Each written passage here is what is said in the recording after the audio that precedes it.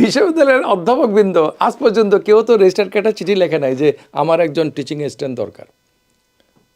বরং teaching assistant system চালু করলে এই টিচাররা এটাকে রেসিস্ট করবে। কেন করবে জানো? কারণ টিএর কাজগুলো করে তারা যে 2 পয়সা কামায় ওটা তো বন্ধ হয়ে যাবে। বিশ্ববিদ্যালয়ের শিক্ষকদের কাজ নয় যে তোমার হলে পরীক্ষার ডিউটি করা। বিশ্ববিদ্যালয়ের শিক্ষকদের কাজ নয় পরীক্ষার খাতা কাটা। বিশ্ববিদ্যালয়ের শিক্ষকদের কাজ নয় মার্কশিট লেখা, রেজাল্ট তৈরি করা।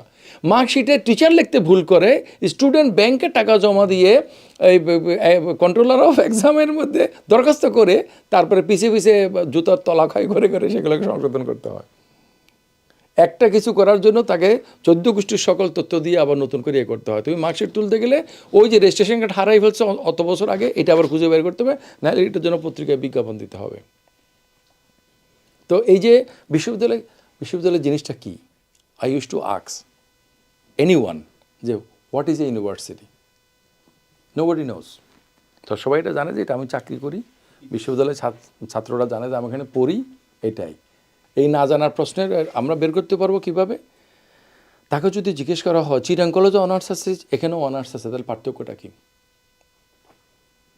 ভূগোল মনে করো স্কুলেও পড়ায়, কলেজে পড়ে, ইউনিভার্সিটিতে পড়ায়, তাহলে এই পড়ার পার্থক্যটা কি? এটা কি? তো চলছে গাড়ি যাত্রাবাড়ি, আমরা এটা করছি, এই টি সিস্টেমটা এখানে নাই। আর এগুলোর কথা বলে ওনারা গবেষণার কথা বলে গবেষণা বাড়াইতে হবে। আমাকে কিছু ছাত্র ইন্টারভিউ দিছে যে তাদের গবেষণা প্রকল্পে তারা কাজ করছে, ডাটাগুলো তাদের কাছে রয়ে গেছে, প্রকল্প জমা হয়ে গেছে।